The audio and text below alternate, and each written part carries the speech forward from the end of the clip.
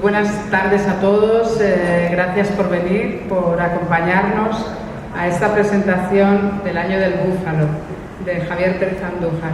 El Año del Búfalo que ha recibido el premio Herralde de este año y ha causado ya entre los primerísimos lectores, yo creo que un asombro admirado, que es el mismo que sentimos los miembros del jurado cuando leímos el manuscrito y lo mismo que me gustaría, y estoy segura de que va a pasar cuando todos los que aún no han tenido ocasión de leerlo lo lean.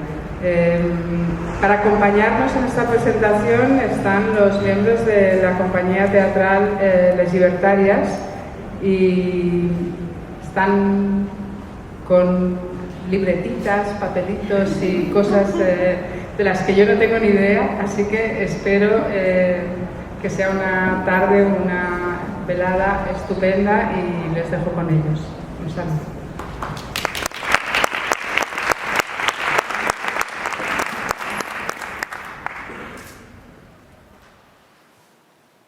En pie, por favor.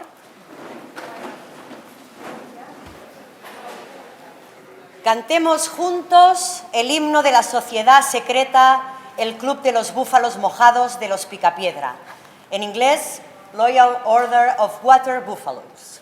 Hello, hello, hello. Ay, ay, ay. Shake hands, brother. Hi ho. Ya no sé si llamarte hermano o hijo. You are always bound to know ¿Te acuerdas de cuando pintabas en las cuevas aquellos búfalos? a water buffalo. Se han ido como el agua. Hello, hello, hello. Ay, ay, ay. Greetings, fellow body. Es verdad que ahí están, pero son búfalos pintados. A buffalo, as you must know, Ahora están un poco anticuados. is never a fuddy daddy. Los llaman primitivos. Hello, hello, hello. Ay, ay, ay. I'm glad to see you are proud to be. Bueno, voy a poner Radio Gladys Palmera a ver si en la radio hablan A water buffalo. de nuestros búfalos hechos de agua. Traducción de Folke Ingo, publicada en la revista Malaparte número 3. Nota del Ministerio de Humanidades. Gracias, pueden sentarse. Hola, bona tarda. Jo sóc en Norbert Martínez, director de la companyia Les Libertàries. Vaig néixer l'any 76, l'any del dragó, sóc dragó de foc, i estic gairebé convençut de que el Javier em va dir a mi personalment de venir a presentar el llibre pel bigoti. No sé exactament quin tipus de bigoti tinc encara, però espero aclarir-ho durant aquesta presentació. ¡Adelante!, gritó Hugo. Se levantó la persiana y entró una forma humana a escala reducida y envuelta en una túnica de pies a cabeza, como amortajada. Dejaba a su paso un charco de orina y habló con la voz silábica que tenían aquellas viejas muñecas que decían mamá y pedían agua. Cuando la visita dejó caer al suelo su túnica, descubrimos que efectivamente se trataba de una muñeca Barbie con el traje de modelo de pasarela. Pero a medida que nos hablaba, sus ropas iban transformándose en la Barbie ATS, Barbie Cascos Azules, Barbie Consejo de Ministros, Barbie Cooperante Internacional, Barbie Derechos Humanos, etc. No sois glamurosos, ni ricos, ni hermosos como yo. ¿Qué esperáis de la vida? Dijo la muñeca. Y Hugo Rende reventó en carcajadas y su barba blanca se sacudió como agita a quien se rinde una bandera de la paz. ¿De qué ríes? Soy la sombra de tus dudas y presentimientos. También soy vuestros deseos hechos en plástico a precios populares. Soy un regalo de reyes. Soy el peso que os hace sentiros cada vez más abajo. Vengo de otro mundo que no existe, pero que representa a otro que sí existe y que os está vedado. Soy la gente a la que nunca os habéis atrevido a hablar, así que podéis hablarme ahora como una niña le habla a su muñeca. A medida que iba diciendo sus palabras, la Barbie aumentaba de tamaño hasta alcanzar el de una persona adulta. A ratos solo crecía su cabeza, que se le hinchaba como un globo, y otras veces eran sus tetas y sus caderas las que alcanzaban unas proporciones insólitas. Y sin embargo, no soy lo que esperáis. Retumbó la voz de la Barbie. Y fue entonces cuando se dio media vuelta y nos enseñó el culo todo lleno de esvásticas. Soy el símbolo de la belleza fugaz. No quiero decir temporal, sino que se fuga de vuestras prisiones, que pasa junto a vosotros sin rozaros, pues está siempre más allá del alcance de vuestros brazos, porque a la vez soy la belleza eterna que constantemente os aprisiona en una cárcel de melancolía y abandono. Y diciendo esto, la Barbie empezó a perder sus rasgos y entró en un veloz proceso de envejecimiento. Luego vimos que se embrutecían sus formas y que empezaba a brotarle como una barba de días de hombre viejo. Soy el viejo asesino. Dijo, y nos mostró una placa de la Gestapo. Soy la policía que os persigue y os identifica y que os ha confinado en vuestro encierro. Soy vuestro torturador secreto. Soy la Barbie a veces y otras veces soy Barbie, el de Lyon, Klaus Barbie, el carnicero de Lyon. Javier, cuéntanos, ¿jugabas con las Barbies? No. ¿Te gustan las Barbies? Klaus Barbie, es mi homenaje a Klaus Barbie. Ya. Es Klaus Barbie. Tiene que ver lo de los picapiedras con Klaus Barbie. En realidad todo tiene que ver y tiene que ver en este libro porque en realidad es un compendio de una manera de estar en la vida. La manera de estar en la vida son estas dos, que son los dos libros que me han acompañado. Bueno, no me han acompañado porque estaban quietos en la mesa. Son los libros que yo tenía desde que pensaba en la novela hace años. Guía del Tercer Mundo. Y está... De juego pop. Y este manual del mundo pop que está lleno de curiosidades. De aquí he sacado lo del hula hoop, por ejemplo, lo de Laurel y Hardy. Y todo esto empieza hace mucho tiempo. La novela empieza hace, a lo mejor... Ahora he estado diciendo que fue hace 20 años, pero no es cierto. Yo creo que hace 27, porque he encontrado papeles del 94. Y empieza porque... ahí hay un señor que lo puede atestiguar, pero no lo sabe, que se llama Francesc Navarro. Y empieza cuando estaba trabajando a sus órdenes, porque era el director de RBA Enciclopedias, siempre hay alguien que te salva la vida, sucesivamente te van salvando la vida. Y en aquel momento, al contratarme y poderme dar trabajo en un ámbito editorial, aunque fuera en el brazo armado del movimiento editorial, porque era hacer fascículos y enciclopedias, me dio la sensación de que ya estaba al lado de los libros. Y fue allí haciendo una enciclopedia que era, bueno, una enciclopedia popular para vender puerta a puerta. Y a mí me tocó el glorioso trabajo de escribir los pies de foto. Y yo veía clarísimo, entendí ya cuál iba a ser mi misión en mi vida, ser un escritor marginal, porque iba a escribirse fuera del texto. Y esto es lo que pasa en el libro, que las notas se rebelan contra el texto. Pero yo ya entendí que en realidad había un... Espera, me voy a poner las gafas, porque aquí pone marginal y entendía Maragall, y digo, yo no he hecho nada de Maragall. Pero bueno. Y entonces las fotos ponía, los pies de foto, el río Tajo, ¿no? Pues ponía vista del río Tajo. Pero claro, eso era insuficiente. Yo había pensado que la enciclopedia tenía como unos 14 volúmenes, y yo pensé, pues puede escribir una novela que vayan pasando cosas en cada pie y la gente que se lea todos los pies de foto se enterará de una aventura. Pero luego me cambiaban las fotos y no podía hacer la novela. Pero siempre me quedé con la sensación de que había que escribir al margen de todo. Eso venía dado por un montón de cosas. Ya ser de extrarradio, ya sabía, tenías una sensación de lo que era lo marginal, pero la música que me gustaba también era marginal y la música y los libros que leía también eran raros. Era toda una posición en la vida, pero la política, porque este es un libro político, el año del búfalo, también era la política que a mí me gustaba también era una política marginal, se le llamaba de extrema izquierda, de no sé qué, pero me gustaba porque se escapaba de los canales acomodaticios. Entonces pensé que tenía que hacer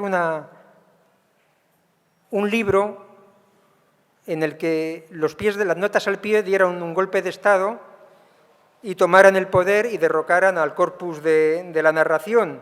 Entonces me di cuenta de que en el fondo la marginalidad también lo que quiere es hacerse con el poder y claro, me decepcioné. Y es lo que la textura del libro es todo de revolucionarios guerrilleros que alcanzan el poder y son derrocados a la vez y se convierten en tiranos.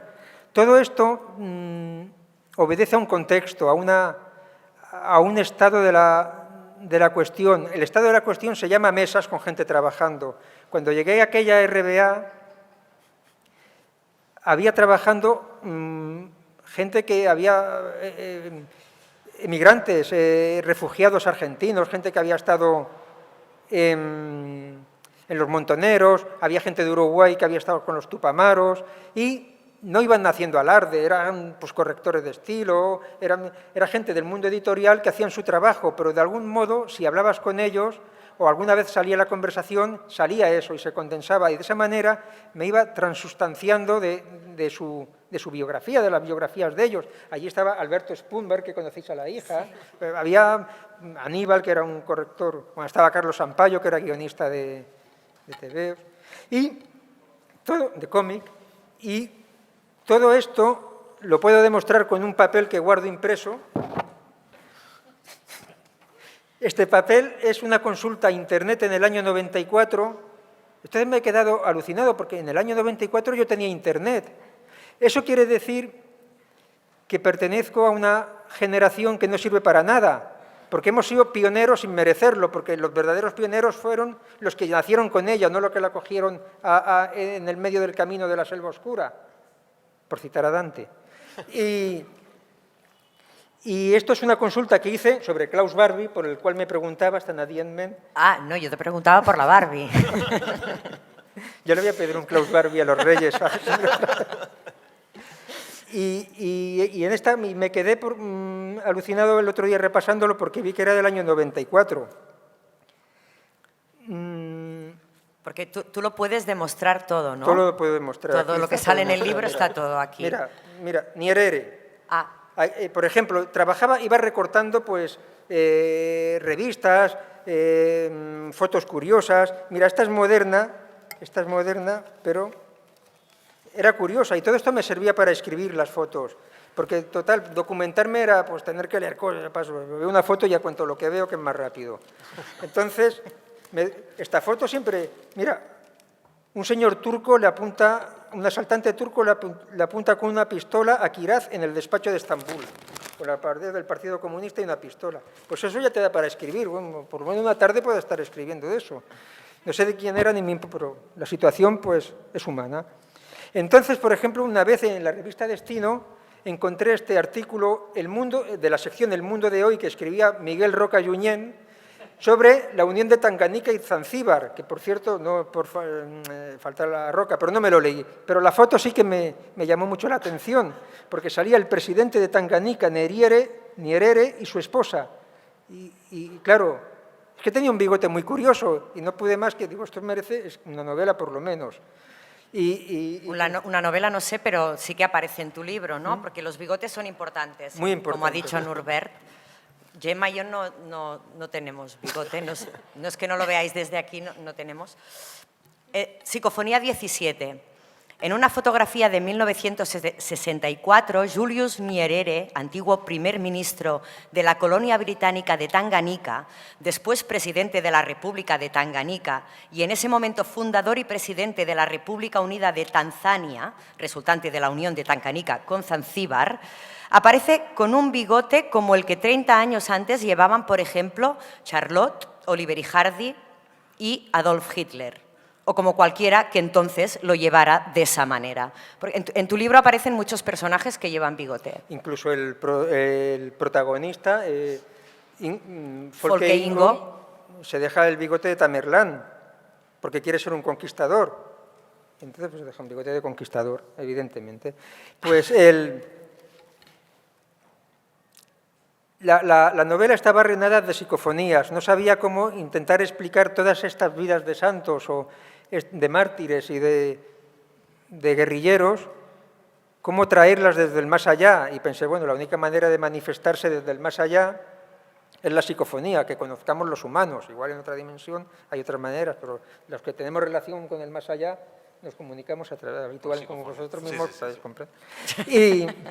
Y claro, la relación con la astrología del búfalo y las psicofonías y todo también me viene a causa del señor Francesc Navarro, que aquí pueden señalar, que está ahí. Porque una vez acabamos la etapa en RBA, se fue a trabajar a Salvat y me rescató para trabajar allí y hacer fascículos de astrología. Y allí me aficioné al año del búfalo en concreto, que aquí traigo la ficha que hice, que la estoy amortizando pues, bastante bien con lo que me pagaste.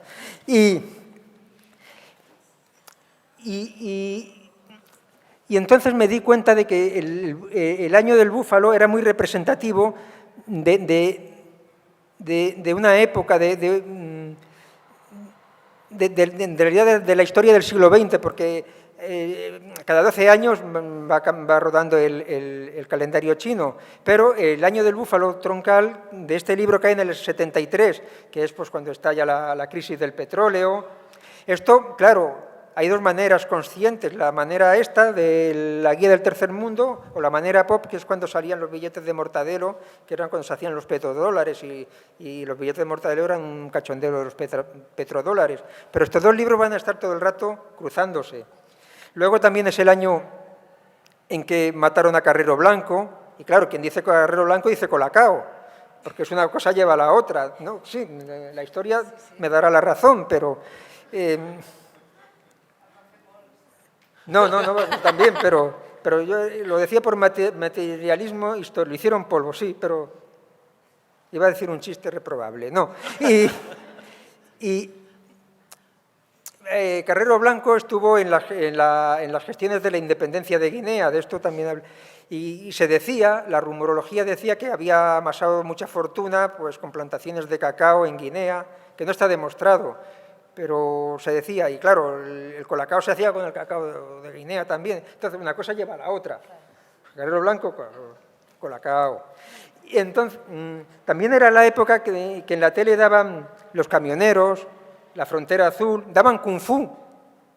Eso es muy importante también. Sí, porque es otra marginalidad. Ahí aprendí, yo fui consciente de que el sino era ir andando solo por el desierto y que no había mucho más que hacer. Y que escribir también iba a ser eso. O sea, todo llevaba a la marginalidad, a la exclusión. Iba trabajando pues, con todo esto, con fichas. Iba haciendo fichas. Estas fichas son de la época. Estas son posteriores. Esto es que pasó el ordenador las fichas y las recortó en forma de fichas y lo que había hecho lo vuelvo a tener. Es una manera muy operativa de perder el tiempo. Eran fichas del narrador, de los personajes. Toda esta manera de trabajar por acumulación, por fichas, me di cuenta de que me llevaba a un sitio al que pertenecía, pero no sabía yo que pertenecía. Y eso me lo reveló un señor que se estaba tomando una boldán en un bar. Y era un señor gordo, nunca he sabido más de él, pero estaba tomándose una boldán detrás de otra. Pero me llamó mucho la atención porque se las tomaba pacíficamente, así que no pude más que hablar con él. Y empezó a hablarme de Charles Fort y de Jacques Bergier y del retorno de los brujos. Y yo no conocía todas esas lecturas, pero me hablaba de René Guénon, tanto que le pedí el teléfono y a los 2 o 3 días le llamé y se puso una señora y dijo que ahí no vivía ese señor, pero no fue una aparición, ese señor existía y hablé con él y solo en 2 horas de conversación me iluminó y fue como si me hubiera parecido un ángel exterminador en persona y me hubiera dado una llama de unos libros que me iban a echar a perder, pero son los que me han marcado a partir de entonces. De Charles Fort aprendí que estaba trabajando como él.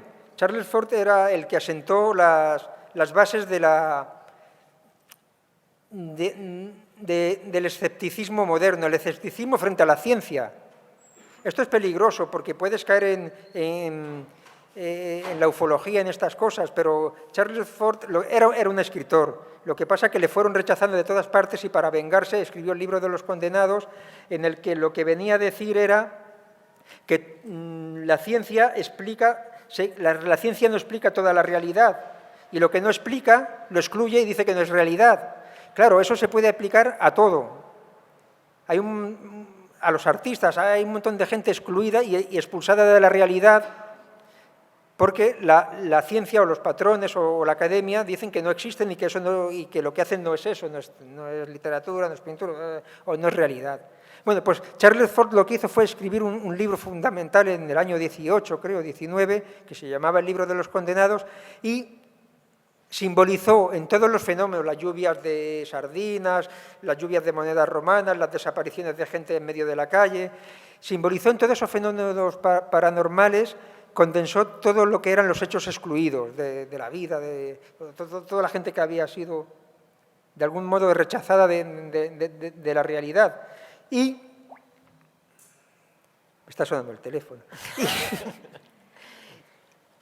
Y yo me vi, a través de aquel personaje extraño, misterioso, me vi introducido en estas lecturas y comprendí muy bien que si había que escribir de una manera fortiana, desde la exclusión y reivindicando la exclusión. Y por eso todos los personajes que integran el año del búfalo han sido excluidos de la historia, pero además la manera de escribir está escrita de los que son excluidos de las páginas.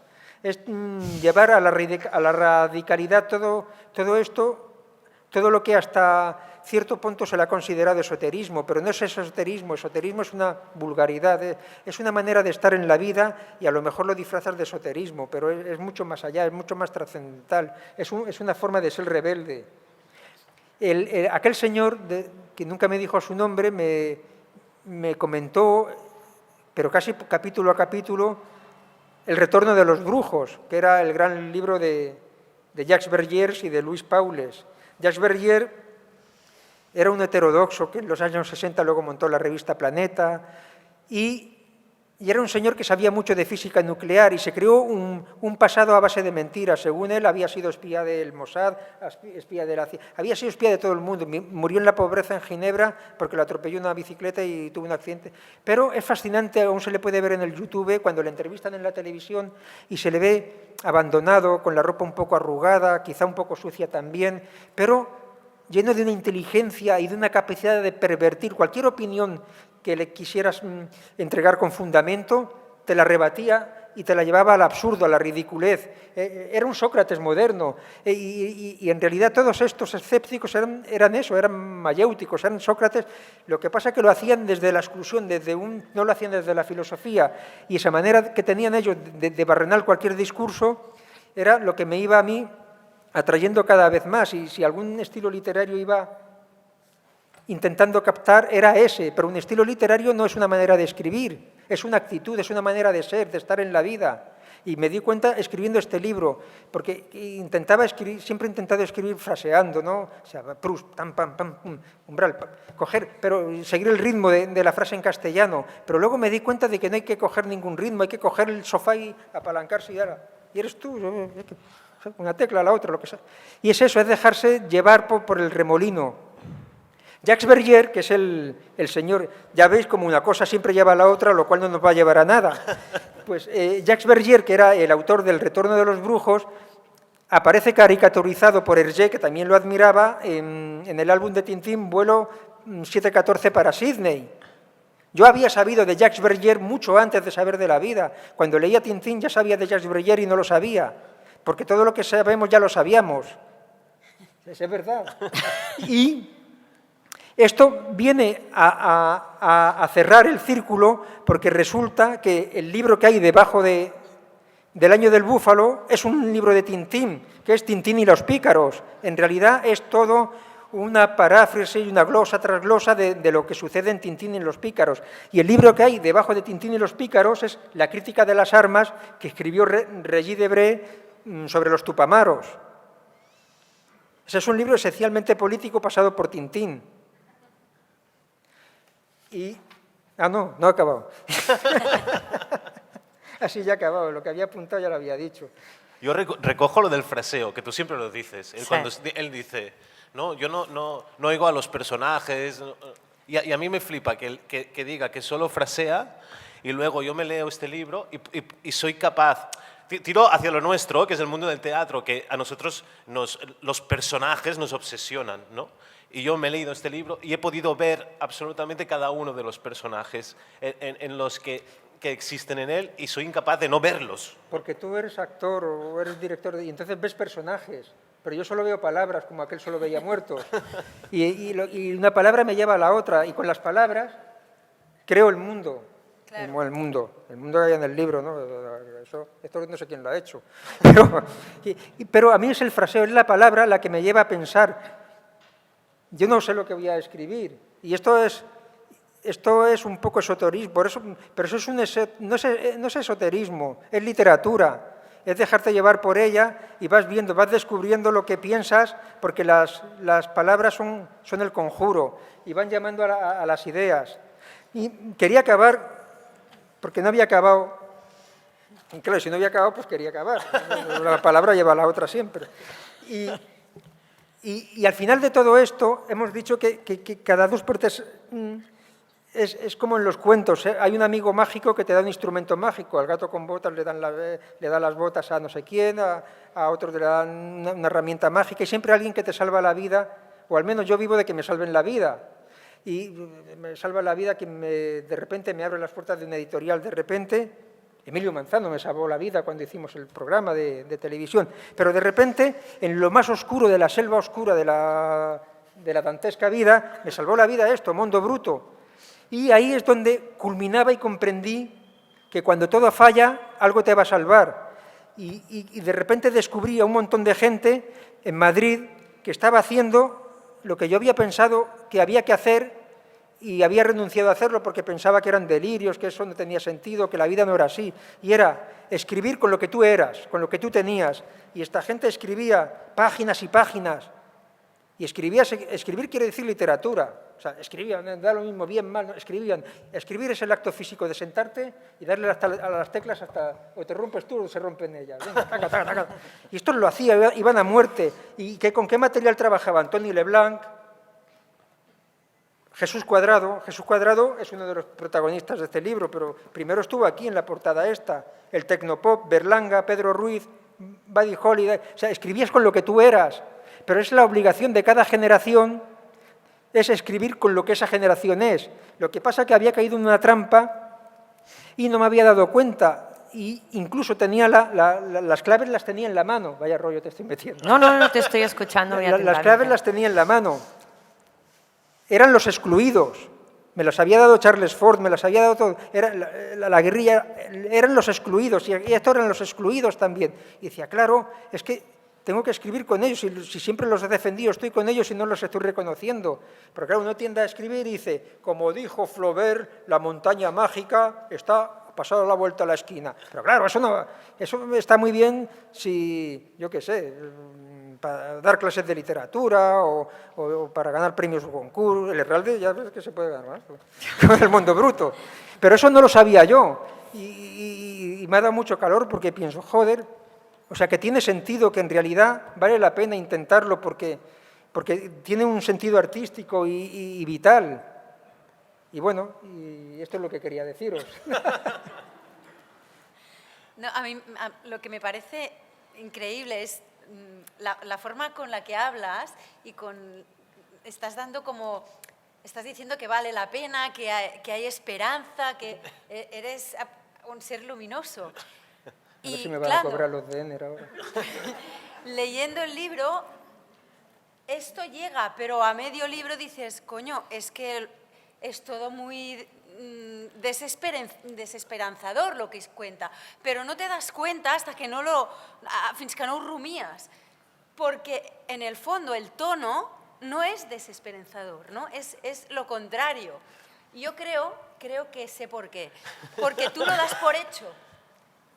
Que todo es una mierda, Sí, ya lo das por hecho. Viene de fábrica, eso. Claro, entonces, a partir de aquí, pues todo... Només puede podem ir a anar endavant, mejor, todo només puede podem ir a anar mejor. endavant. Y ese es el tono, ¿no? Y me flipa. Es que el libro, ya no sé dónde acabó el pobre, por ahí, lo tienes. El libro... Este es el mío. Bueno, está escrito con los perdedores, por eso es desesperanzador, porque está escrito con los perdedores, pero porque hayas perdido no tienes que ser bueno, está escrito con los perdedores buenos y con los perdedores malos. Sí. Pero está escrito con los perdedores. Y por eso tiene ese pozo de decir, joder, pues sí que está dura. Pero es que mi obligación era escribirlo con los perdedores, porque si escribes desde fuera, no puedes escribirlo con los que ganan. Pero es que escribir consiste en eso, en ir a la contra. Se escribe a contracorriente. No sé, es que es más divertido. Sobre todo lo divertido es perder. Porque así puedes volver a ganar o intentar volver a ganar, pero una vez que has ganado, bueno, ya te lo conté. Yo, en una cosa que doy fe de que todo existe, todo es verdad y todo lo tiene probado. Yo llegué a un momento que pensé que había algo que no. Y era una canción que aparece en un pie de nota, ¿no? También, que él, yo pensaba, se la ha inventado Javier, y os la leo para que veáis hasta qué punto, ¿no? ¿Qué pasa en el Congo? Que blanco que pillan lo hacen mondongo. Ayer fue Casa Bubu. ¿Quién mandaba en el Congo? Hoy va y dice Mobutu, yo te quito y me pongo. Que si son los blubas porque están como cubas. Que si allí Mr. H se ha metido en un bache. Lumumba, Katanga, Katanga, Lumumba, la selva retumba. Y yo pensaba, esto se lo ha inventado. Hasta que llegó Gemma con la canción puesta en el YouTube y pensé, no, es que ¿cómo puede ser que encuentre estas cosas? Bueno, Norbert, yo nunca rimaría así. Pero es verdad que era una canción terrible, pero es increíble porque mientras moría gente, la mataban a líderes políticos. Aquí estábamos diciendo, ¿qué pasó en el Congo? ¿Qué pasa? Porque están matando a la gente. Pues no, aquí la gente... Y luego, para celebrarlo, inventaron un cóctel y le pusieron el nombre de una persona que luchaba por la libertad y que la habían matado. Esa es nuestra sociedad, es la sociedad a la que venimos. A mí cuando me cuentan no sé qué diálogo, sí, diálogo, aquí va a haber mucho. Venimos de muy del fondo. Y entonces sí que lo utilizo como material literario, trabajar con eso. ¿De dónde sacas, ¿no? Todo esto? Todas las psicofonías, los personajes que salen... Esto no lo puedes tener todo en tu cabeza ni te has acordado de todo esto porque es infinito. Este libro, mira, por ejemplo, este libro al final trae un montón de biografías de esta gente y luego, pues mira, también trae cómics. Y luego los buscaba en internet, pero aquí vienen biografías de Lumumba, de Agostinho Neto, y me iban informando pues, en los libros. Es curioso porque desde que hay internet uno se deja de informar en los libros y en el año del búfalo también hay una parodia sobre eso, sobre tirar de Wikipedia todo el rato. El autor, Folke Ingo, cuando en la pastelería de Finlandia le hacen un pastel le ponen para el Borges de la Wikipedia, porque trabaja con Wikipedia. Pero me informo también en Wikipedia. En realidad, esta manera fragmentaria de enterarte de las cosas, de leer una entrada de uno, me viene dada primero por mi afición a las enciclopedias, la afición laboral y luego la afición lectora. Siempre leer, pues, no sé, historia de la bicicleta. Te vas a la Espasa, a la Espasa antigua, de 25 páginas sobre la bicicleta, Carlos Marx. pues no sé qué, leer la entrada de Carlos Marx, pues, la jauría de seguidores, así escribían antes de Marx. Bueno, pero esa forma fragmentaria de enterarme, yo creo que se adecúa muchísimo a cómo tengo el cerebro hecho papilla y cómo es el cerebro actualmente de la gente, que es muy fragmentario, muy cortado. Y la enciclopedia es un símbolo de lo que iba a ser nuestros tiempos, lo previeron Diderot y Voltaire.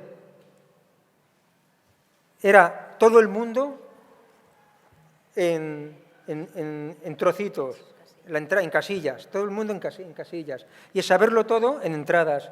Y es un poco cómo funcionamos, las sinapsis, cómo tenemos la cabeza. Y por eso tiene ese tono enciclopédico el libro también.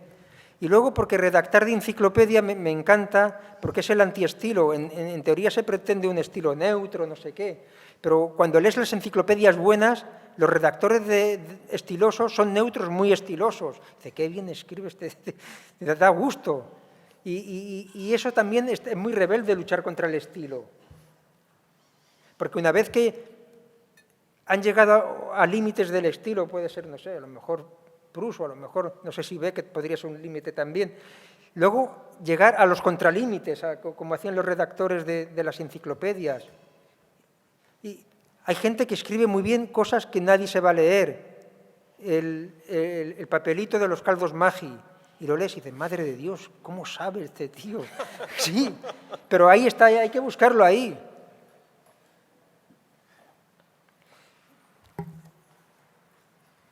Agostinho Neto. Este libro es un poemario de Agostinho Neto, que también sale en el libro, claro, evidentemente Agostinho Neto tenía que salir. Y era guerrillero, poeta, y luego fue el primer presidente de la Angola Libre. Todo esto era lo que yo... El libro está hecho con lo que yo veía en la tele, chaval. Daban los reporteros, salía Manu Leguineche, la guerra del Vietnam, el terremoto de Managua, no sé qué. Pero a mí eso me excitaba de actualidad y veía que el mundo era eso. Luego te haces mayor y ya no hay guerras o las hacen lejos. Joder, es una puta... Pero no hay guerras, quiero decir, que las han ocultado, que ya no se ven y ya nadie te las transmite a pie de guerra. Pero entonces la prensa sí que las daba directamente y todos esos titulares que leía, o el Frelimo, la UNITA, todo eso era el titular de cada día. Lo tenía metido en el disco duro y con ese material iba a ir viendo mi imaginación. Agostinho Neto era un nombre que se me había quedado grabado, luego lo encontré en este libro, luego lo busqué en la Wikipedia, pero sabía que era poeta y me fascinaba que Leopoldo Sédar Senghor, no me acuerdo cómo se dice, también era poeta, pero me fascinaba que presidentes de gobierno fueran poetas, porque claro, yo los dos que había conocido hasta aquel momento eran Franco y Adolfo Suárez, y como poetas pues tampoco me los imaginaba, pero... Es verdad, Franco como pintor, sí, pero eso lo supe luego. Luego vi los cuadros del caudillo.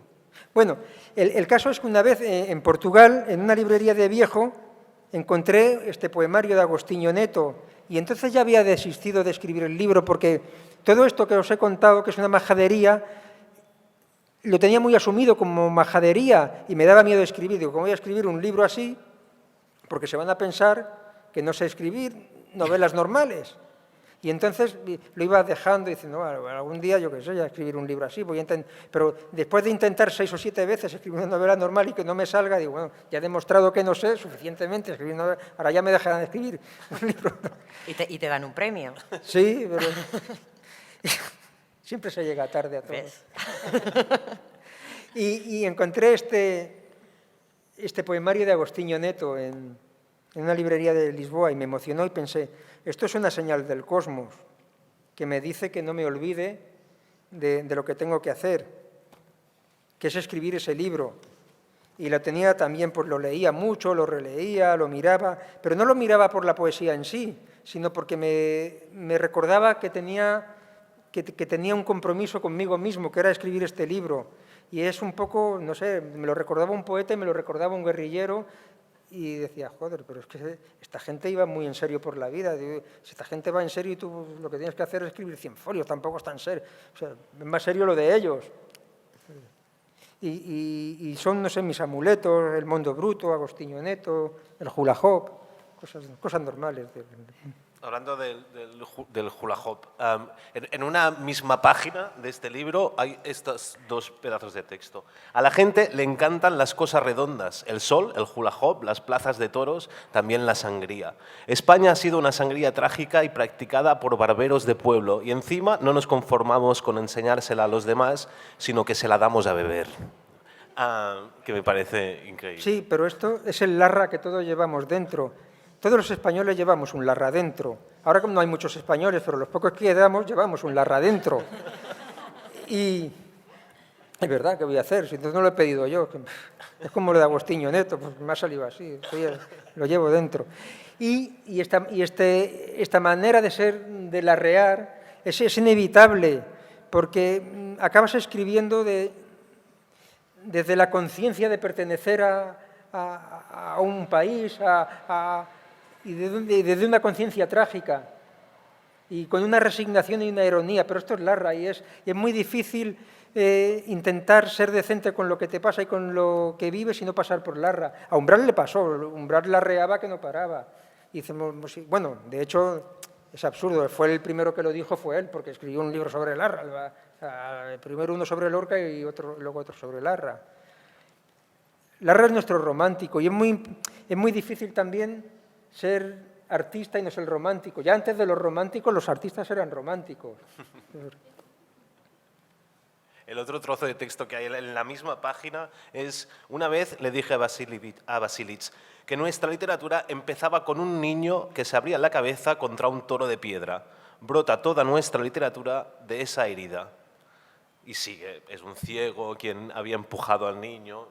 Pero es que por ahí, claro, eso, lo que no es larra es picaresca, sí.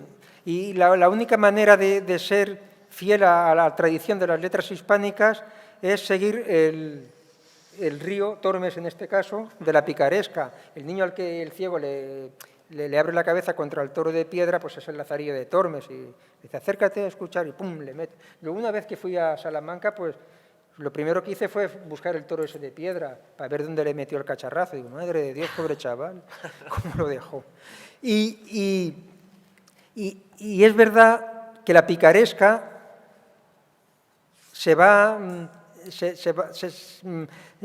mutando como el coronavirus. Yo la última conciencia que tengo de haberla tenido en las manos fue cuando leía el Pulgarcito, el DDT, el Dindán, porque eran los herederos directos, los personajes, el gordito relleno, doña Urraca, don Pelmazo, era gente que iba a la calle a ver lo que le pasaba, no trataba de otra cosa. Estaban en la calle y como el Lazarillo, se echaba al camino a ver lo que le pasaba. Bueno, pero esto no era por magia. Ni siquiera Charles Fort diría que sé, porque Charles Fort tenía un pensamiento lógico de las cosas. Esto era porque la gente que escribía esos guiones había tenido una formación literaria y eran antiguos periodistas, escritores de zarzuela, de revista, que después de la guerra los depuraron y los pusieron pues se tuvieron que buscar la vida o escribiendo novelas del oeste, como Francisco González Ledesma, como su tío Rafael González, que era el redactor jefe. Y era gente con una cultura que se llama de letras hispánicas, una cultura, pues habían leído al Lazarillo, y una vez que asumes lo que... No me acuerdo cómo se llama, pues cuando absorbes algo y lo devuelves, no sé, haces el ciclo del nitrógeno, lo que tengas que hacer, te sale depurado. Y esta gente había mamado la picaresca en el colegio, la había estudiado en el bachillerato, y una vez que se puso a trabajar, le salía con los materiales que tenían para trabajar. Y en aquel momento solo tenían tebeos, y por ahí le salía. Y por eso es tan impregnado de picaresca, porque el que lo hacía lo llevaba.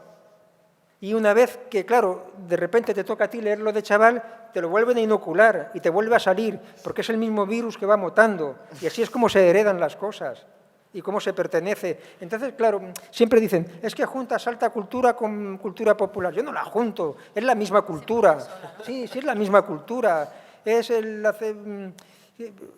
Quiero decir, lo único que existe, la única diatriba o dicotomía que existe es cultura e incultura. Pero no como cultura popular y baja cultura. O sabes o no sabes. Y una vez que sabes, sabes de todo. Y una vez que no sabes, no sabes nada. Y la lucha es por salir del no saber hacia el saber. Y ya está, es lo único que hay. Digo yo. Vaya, ya me callo. Vamos paso a pregunta. Pues ahora si hay alguna reclamación, alguna queja, alguna pregunta. Francesc.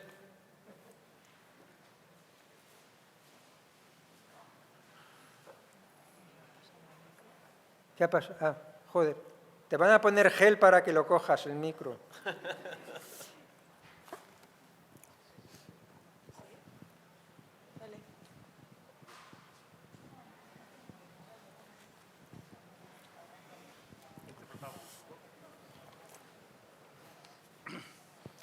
Hola, Javier. Jo, per al·lusiones. Jo soc aquell Francesc Navarro que li donava feina. Bueno, me habría gustado más ser el gordo de la Volldam, pero no me ha tocado. De hecho, yo conozco a Javier desde antes de RBA. Siempre cuando empezó a colaborar con los editoriales, mis compañeros de trabajo siempre me decían, ¿y por qué das trabajo a este muchacho tan raro? Y la verdad es que sus pies de foto eran extraordinarios, pero lo más divertido era cuando venían y charlábamos. Ahí es donde yo empecé a ver a este Javier, que entonces estaba muy verde, ahora es el Javier maduro, pero que ya se veía que aquel muchacho que hacía aquellos pies de fotos estaba destinado a hacer cosas mucho mejores. Felicidades. Muchas gracias.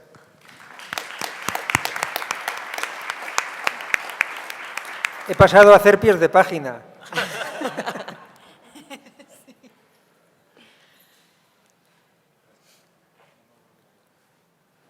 No he contado de qué trata el libro porque tampoco me he enterado mucho yo, pero si no os lo contaba de todo corazón. Es difícil realmente. No, yo sí que aconsejo que no perdáis el punto. Yo creo que el punto de lectura, sí. Yo creo que en este libro es mortal. Si pierdes el punto... Bueno, pues ya está, ¿no? Pues nada, no vamos a cantar ni el himno del búfalo ni nada. Nos vamos y ya está.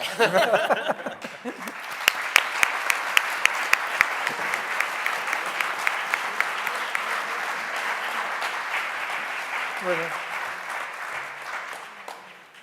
Si a alguien se le ocurre comprar un libro y le hace ilusión que se lo firme, yo me he traído un boli.